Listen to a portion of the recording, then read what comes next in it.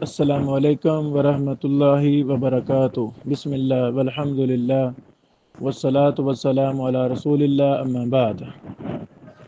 سنن ابی داؤد حدیث نمبر 230، باب فی الجنوب یصافح، جنبی کا مصافحہ کرنا۔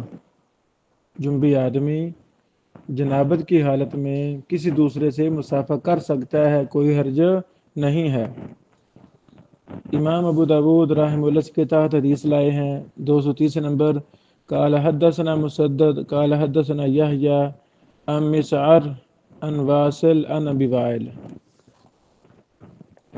عن حذیفہ رضی اللہ تعالیٰ عنہ، سیدنا حذیفہ سے روایت ہے، ان نبی صلی اللہ علیہ وسلم لاقیہ فاہوی الیہ، رسول اللہ صلی اللہ علیہ وسلم ان سے ملے اور مصافحہ کی خاطر ان کی طرف اپنا ہاتھ بڑھایا۔ فقال، تو انہوں نے کہا، انی جنوبن، میں جنبی ہوں۔ فقال، آپ صلی اللہ علیہ وسلم نے فرمایا، ان المسلم لیس بنجس، بے شک مسلمان ناپاک نہیں ہوتا۔ الحمدللہ، یہ کس قدر واضح حدیث ہے کہ انسان جنبی ہے، اس کا یہ نہیں مطلب کہ اس کا سارا جسم ناپاک ہے۔ اگر کسی دوسرے ہاتھ کو جنبی کے ہاتھ لگ گیا تو اس کا ہاتھ بھی ناپاک ہو جائے گا، یہ بات نہیں ہے۔ یہ حدیث صحیح مسلم کی ہے، 230 نمبر صحیح مسلم، حدیث نمبر 372 ہے۔ اس کے تحت ایک دوسری حدیث بھی لائے ہیں امام ابو داؤد رحمہ اللہ، 231 نمبر حدیث۔ قال حدثنا مسدد قال حدثنا یحییٰ وبشر عن حمید عن بکر عن ابی رافع عن ابی ہریرہ رضی اللہ تعالیٰ عنہ، سیدنا ابو ہریرہ رضی اللہ عنہ سے روایت ہے، کہتے ہیں، لاقیانی رسول اللہ صلی اللہ علیہ وسلم فی طریق من طرق المدینہ، رسول اللہ صلی اللہ علیہ وسلم مدینہ کے رستوں میں سے ایک رستے میں مجھے ملے، وَأَنَا جُنُبٌ، اور میں جنبی تھا، فَاخْتَنَسْتُ، اللہ اکبر، میں وہاں سے کھسک گیا، فَاخْتَنَسْتُ، میں آہستہ سے نکل گیا، کھسک گیا، فَذْهَبْتُ، میں نکل گیا، فَاغْتَسَلْتُ، اور میں نے جا کے غسل کیا، ثم جئت، پھر میں واپس آیا، فقال، کہا نبی پاک علیہ السلام نے، پوچھا، این کنت یا ابا ہریرہ، اے ابو ہریرہ آپ کہاں تھے؟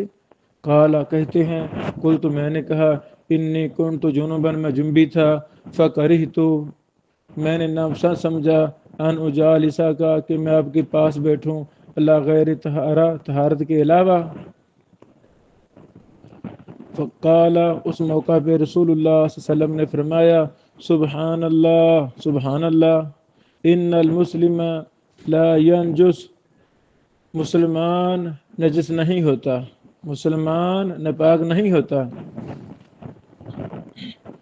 یہ حدیث جو 231 نمبر ہے، یہ صحیح بخاری صحیح مسلم دونوں میں ہے۔ صحیح بخاری حدیث نمبر 283، صحیح مسلم حدیث نمبر 371۔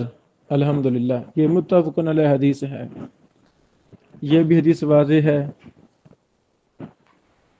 اللہ اکبر، اللہ اکبر، یہ حدیث کتنی زبردست دلیل ہے کہ رسول اللہ صلی اللہ علیہ وسلم علم غیب نہیں جانتے، اس لیے تو پوچھ رہے ہیں، این کنت یا ابا ہریرہ، آپ کہاں تھے ابو ہریرہ؟ اگر ساری باتوں کا پتہ ہی ہوتا تو پھر یہ پوچھتے کیوں؟ اللہ اکبر، اللہ اکبر۔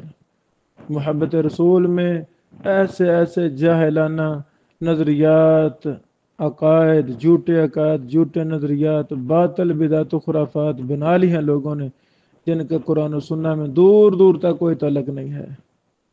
ان میں سے ایک یہ بھی ہے۔ تو نبی پاک علیہ السلام ہر چیز جانتے ہیں، انا للہ۔ پھر کیوں کہا اینا کنت یا ابو ہریرہ؟ استغفر اللہ، نبی جھوٹ بولا؟ پتا تھا کہ اگر پتہ ہی تھا کہ ابو ہریرہ ناپاک ہے، وہ نہانے گیا ہے، پھر پوچھتے کیوں؟ اس طرح کی ہزاروں دلائل ہیں واضح، اللہ رحم فرمائے۔ یہ حدیث ذکر کرنے کے بعد امام ابو داود فرماتے ہیں وقال فی حدیث بشر قال حدثنا حمید قال حدثني بکر۔ اللہ اکبر، استاذ نے، راوی نے بشر کی حدیث میں کہا حدثنا حمید قال حدثني بکر۔ یہ فرق بیان کرنے کے لیے امام ابو داود اس کو لائے ہیں۔ اصل میں 231 نمبر حدیث میں ہے حدثنا یحییٰ و بشر عن حمید عن بکر، لفظ عن کے ساتھ ہے، حرف عن کے ساتھ۔ تو بشر کی حدیث میں شیخ نے کہا حدثنا حمید و حدثنی قال حدثنی بکر۔ اللہ اکبر، ان اور حدثنا کے فرق کو واضح کرنے کے لیے امام ابو داود یہ لائے ہیں۔ مسدد کے دو استاد تھے، یحییٰ اور بشر۔ یحییٰ نے جب حدیث بیان کی تو یحییٰ نے کہا ان حمید ان بکر، جب بشر نے بیان کی حدیث تو انہوں نے کہا حدثنا حمید قال حدثني بکر۔ اللہ اکبر،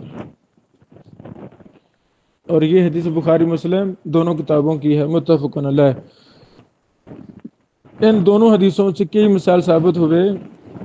پہلا مسئلہ یہ ثابت ہوا کہ جنبی کے ساتھ مصافحہ کرنا جائز ہے، کوئی حرج نہیں ہے۔ اس کے جسم کو جسم ٹچ ہو جائے تو کوئی حرج نہیں ہے۔ یہ بھی ثابت ہوا کہ جنبی کا پسینہ اور اس کا لعاب یہ پاک ہے۔ مسلمان جب جنبی ہوتا ہے تو یہ ایک حکمی اور عارضی کیفیت ہوتی ہے، یہ حکمن ناپاکی ہے، حکمن جسے محدث کہتے ہیں۔ اس کے بالمقابل مشرک ہے، مشرک انسان وہ مانوی طور پر نجس ہوتا ہے، مشرک مانوی طور پر نجس ہوتا ہے، اور جنبی آدمی کا ناپاک ہونا یہ حکمی اور عارضی کیفیت ہوتی ہے۔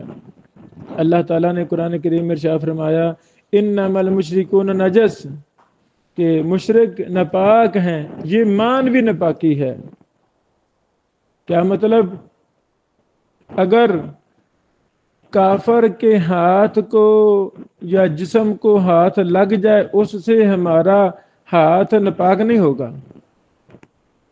یہ بھی ثابت ہوا کہ غسل جنابت کسی وجہ سے کچھ مؤخر کیا جا سکتا ہے، لیکن افضل اور اولیٰ یہی ہے کہ اگر غسل کسی وجہ سے جلدی نہیں ہو سکتا تو بندہ وضو کر لے، جیسا کہ پیچھے باب نمبر 99 میں اس پر تفصیل گزر چکی ہے۔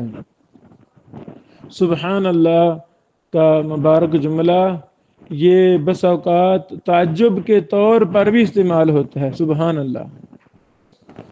اللہ، اس طرح اور بھی کئی ایک مسائل ان حدیثوں سے ثابت ہوتے ہیں۔